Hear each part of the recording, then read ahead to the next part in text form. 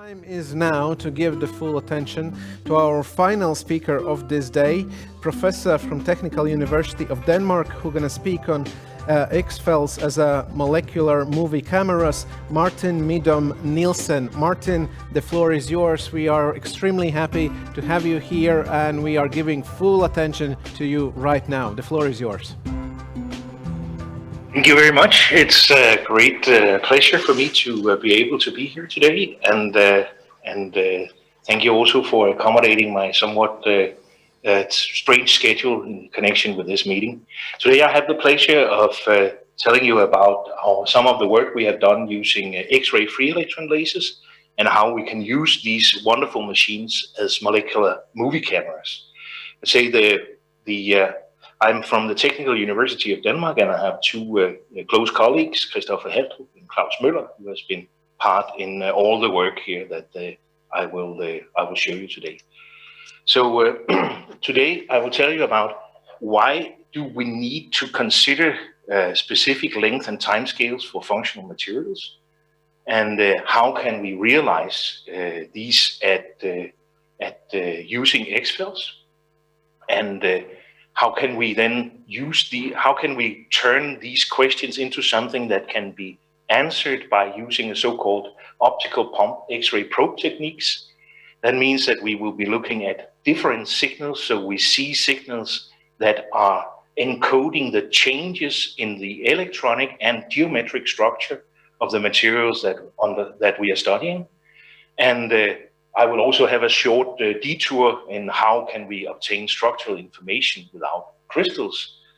And then I will show you an example where we have looked at a donor acceptor system consisting of a ruthenium and a cobalt complex, how we can use our techniques to map the coherent structural changes that accompany charge transfer reactions, and how this may be interesting to elucidate new materials.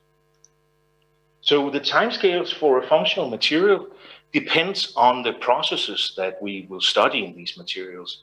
And for example, if we shine light onto a ruthenium sensor here at a functional molecule, then we expel an electron from the ruthenium, and it will go up and sit in the ligand structure around it.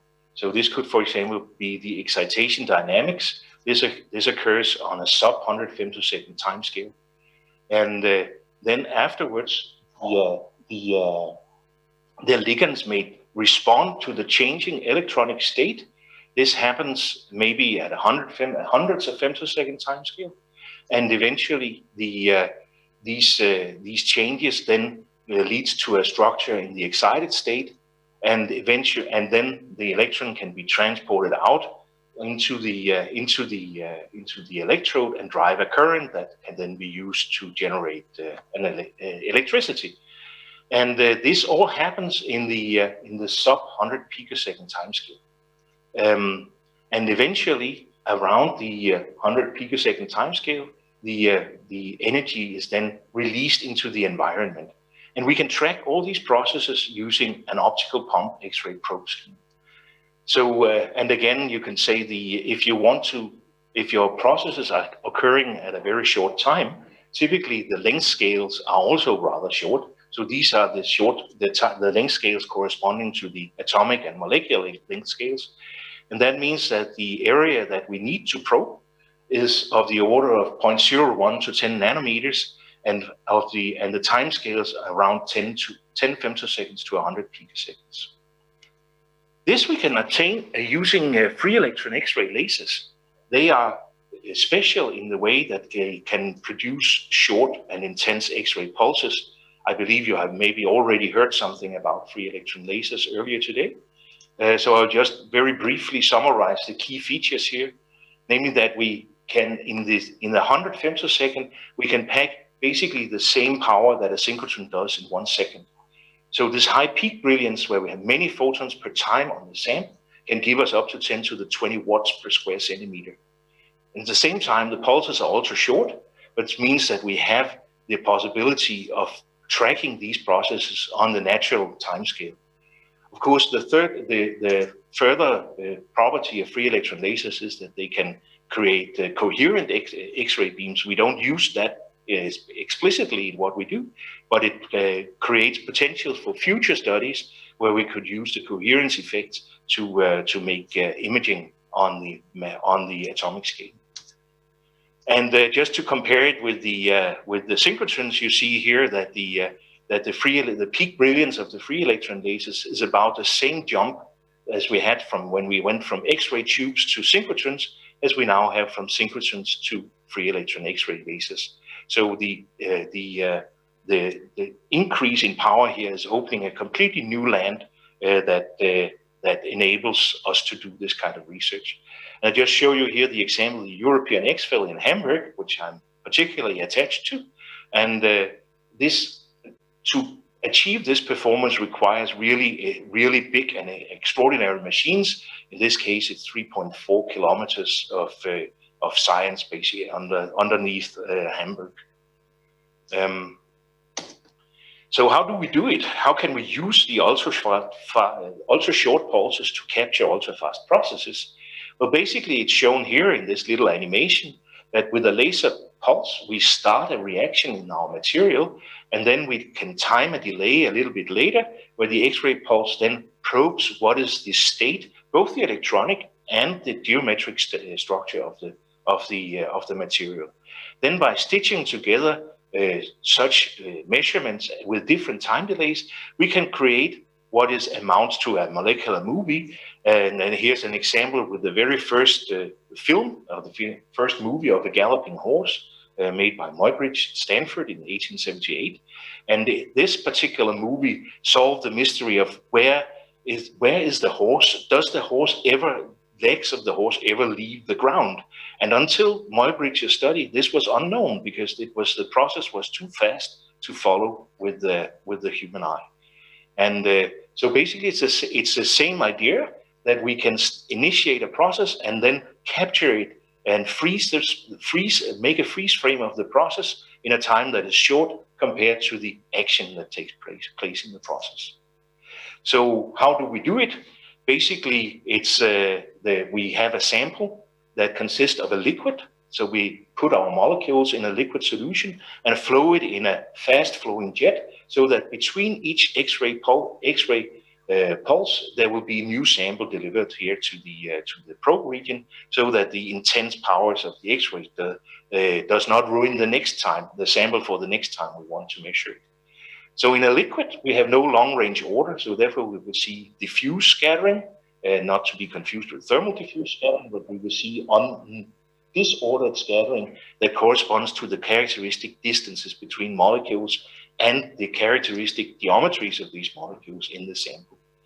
Then by measuring before and after the optical laser has hit the sample and subtracting the two signals, we will obtain what we call a difference signal. And this difference signal then contains information of what has changed in the sample from before to after we have hit it with the optical light. And analyzing this data then is what lies behind extracting information about the structure of these signals.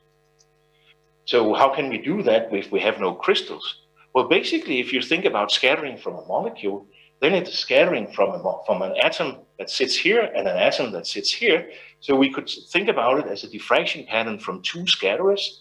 And you probably know that if we change the distance between the two scatterers, we also change the diffraction pattern. And this changing diffraction pattern encodes the structure of the molecules. So using, for example, the Debye formula to account for the geometric, for the angular rotation that you have in such a system, then we get curves like this. And here I've shown an example for an artificial molecule that consists of two platinum atoms. In one case, you have a distance between them 2.7 angstroms, it's the purple curve, or 2.9 angstroms, that's a yellow curve. Now, if we subtract them, we get the violet curve down here. So this violet curve encodes the distance, encodes the fact that the distance has changed between the two platinum molecules. So if we put this in a solution, we will of course have many molecules, and therefore we can not talk about a crystal structure, but we talk about the liquid structure. and it can. There's many ways to show this, but one example here is how you can get the pair correlation function, the GLM, of the scattering units in the liquid, and compare that and encode this in the scattering signal here. In this case, it's shown for water, which is a notoriously interesting and difficult substance to measure. So how do we do this? So having established the techniques, now we should use them. So here's an example that we did already these 9 years ago. I think we were one of the first European groups that went to the Japanese free electron X-ray laser SACLA in 2011. And it took us these 4 years until we could publish the results, because these are really complicated systems to analyze. So this is a project that we made in collaboration with the chemical physics group in Lund University, that was then led by Professor Willy Sundström. So this particular molecule is interesting because it's a prototypical molecule where you have an acceptor, a donor unit centered around the ruthenium atom, and an acceptor unit with a cobalt center. And this cobalt centered unit can be catalytically active. However, cobalt compounds are typically optically dark, so they cannot be measured with using optical techniques normally. But we can measure them with X-rays. And that we did by using a combination of scattering and spectroscopy. So at the same sample, at the same time, we can measure both the energy distribution of the X-ray emission the X-rays emitted from the sample, and we can measure the transmitted elastically scattered X-rays directly on a 2D detector. So so starting out with the model compounds with the cobalt complex in a 3+ and a 2+ state, we can get the corresponding X-ray emission spectra, the blue and the red curve up here. And if we subtract the two, we get the difference. How does the signal change when going from a 3+ to a 2+ state, or 2+ to a 3+ state? So by shining light on the ruthenium, then we can follow how does this change as a function of time since the ruthenium was illuminated. And by looking at that, we get the time scales for the electron transport from cobalt 3, from when the electron arrives at the cobalt 3 and creates a cobalt 2. And that we can then follow by the diminishing intensity in this peak here, and then we get the time scale of the arrival of the electron. And then with some more involved analysis, also involving optical absorption, we can see when the electron arrives here at the connecting bridge, and then build a more complete model where we have an excited cobalt 2 state, which then undergoes a spin flip in 1.9 picoseconds. So the question is then, how does the structure of the system change while we are in this situation? And here we then use the elastic scattering and map the different scattering as a function of the Q vector as a function of time. And you can see when time gets to 0, something happens here at the longer times. So we have a change in the signal.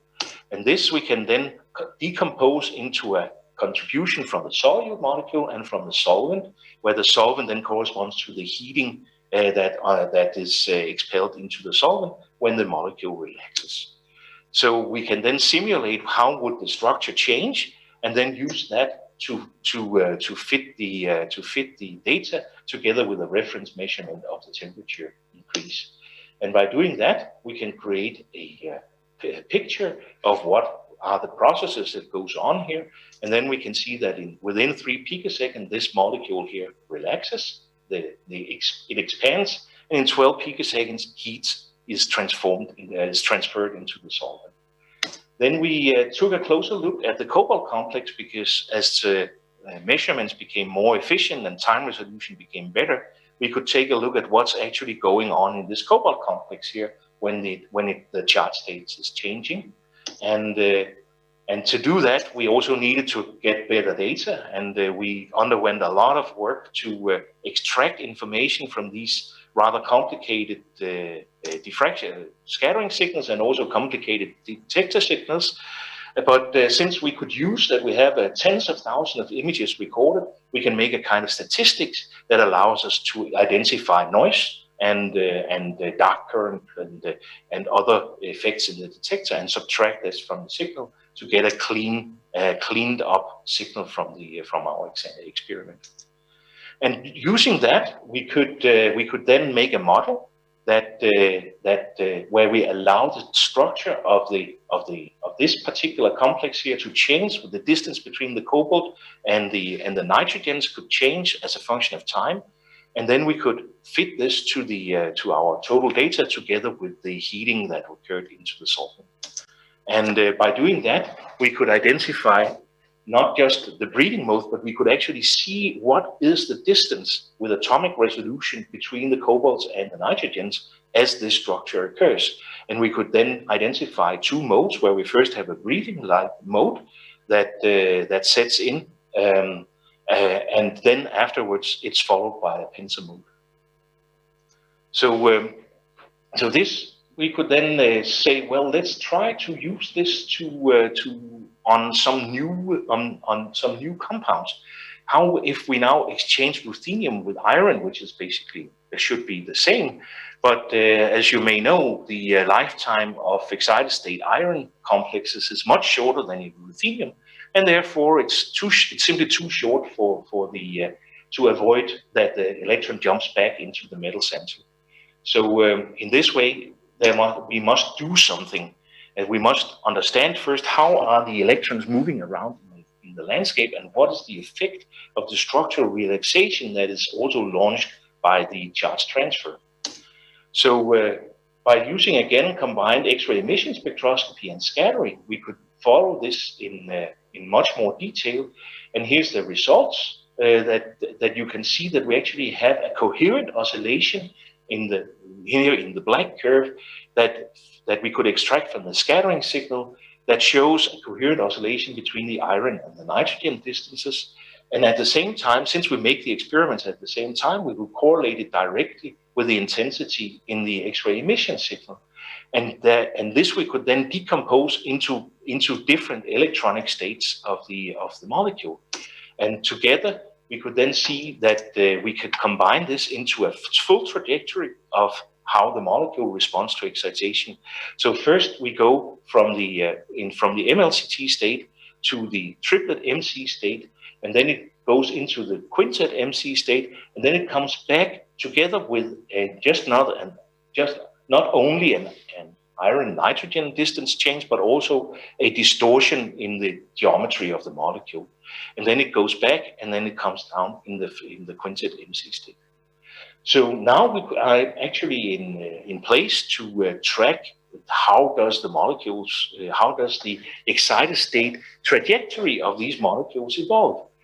That means that we could also try and look at new compounds that were developed at Lund University, the so-called iron carbines.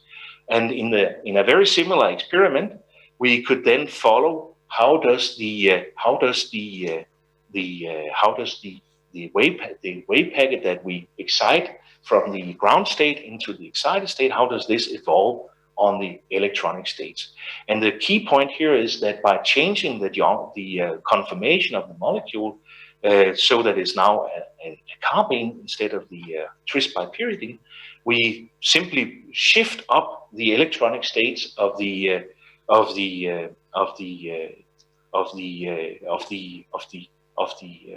quintet state, so that it's no longer. So here before we had the quintet state lying here that allowed for a fast relaxation into the ground state, but now in the new geometry we see that the quintet state is up here, and we only actually populate the triplet MC state as we could see here in our results. So with this we have obtained quantitative information on this excited state potential energy landscapes, which is what is needed in order to have a rational design of better compounds.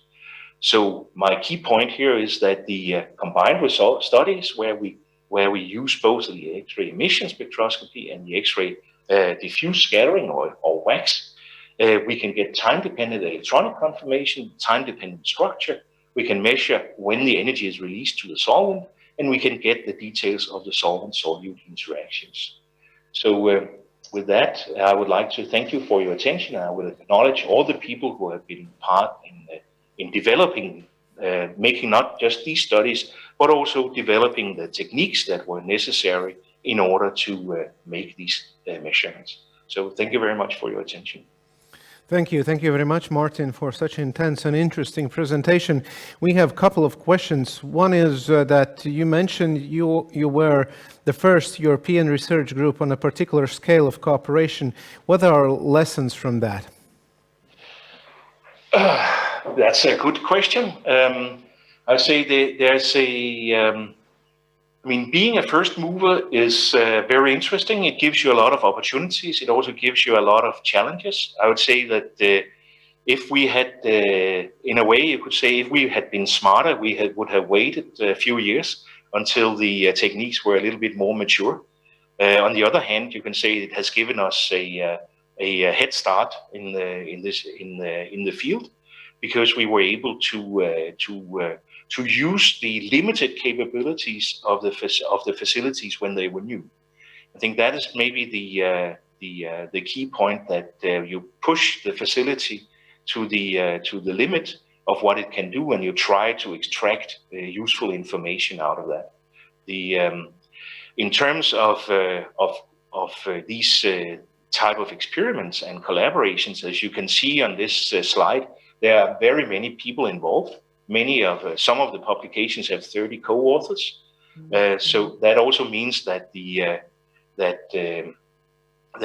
keeping such a collaboration viable and fruitful is also not something that just happens by itself, but it's something that develops dynamically, and you have to pay a great care and attention to have everybody on board.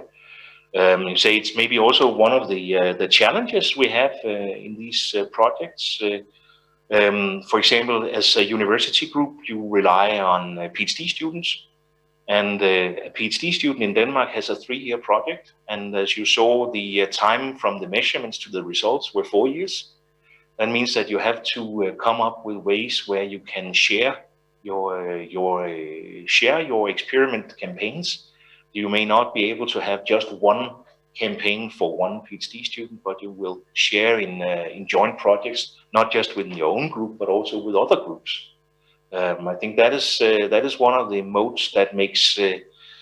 That is one of the cases where, for example, XFEL science can be very difficult to enter for a new group, because it takes a lot of investment in personnel, and it also requires quite some experience to design and execute successful experiments. So there's compared to synchrotron experiments, I would say the barrier for entry is much higher at the XFELs. But I also know that at the European XFEL, we are working very seriously and conscientiously on identifying these barriers, and also maybe coming up with ways to lower them. And I think that is something that will enable this field for more groups, and maybe also other fields of science that has so far not used the free electron X-ray lasers. Okay, thank you. We have the next question. What are the future prospects of those molecular movie cameras, as you're calling them? What the future prospects they are opening for us? So that's a bit broader question. You can take the scope and scale of the answer on yourself. Yes. Yeah, I think the prospect is really to see something that has never been seen before. And therefore, you should always be very careful with what is it good for, could you then also ask. And I think what is it good for is, for example, if you want to model what is going on in these processes, then typical ab initio models, they rely on approximations.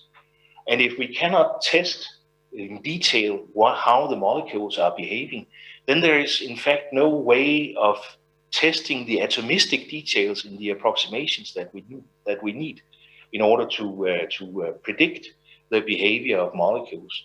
So I think the molecular movie here is really trying to look into the validity and the scope of the approximations that we need to build models of these systems. And if we can put the models on a firmer footing, this also means that we can make stronger predictions about what could be possible new materials. So I think another thing is, for example, if you are aware of the very heated debate on the role of coherence in charge transport, for example, in photosynthetic systems, there has been much debate on why the charges can be transported over comparatively large distances in photosynthetic materials, whereas if you build a photoelectric device, then you're typically limited to a few tens of nanometers, and that's also why you need, for example, the bulkhead junction structure in your photocells in your photovoltaics. If you now could understand how the interplay between the structural relaxation and the charge transport, how that works, we build a model of that. It might be possible to identify systems that could overcome these barriers and so that you could have different geometries, for example, than the bulkhead for junction solar cells. And of course, in basic science, it would be super interesting to know what is the role of coherence in charge transport in general. And it also ties in with other areas of charge transport where coherence could be a factor, for example, in superconductivity. So I think the field is really, how do we understand the phenomena around us? And in order to understand these ultra-fast charge transport phenomena, we need to know how the charge state is coupled with structural relaxation and vice versa, and how this structural relaxation in turn influences the capability of transporting charge. Thank you very much for your answers. Martin Meedom Nielsen, professor from Technical University of Denmark, thank you for your time and wishing well in further researches.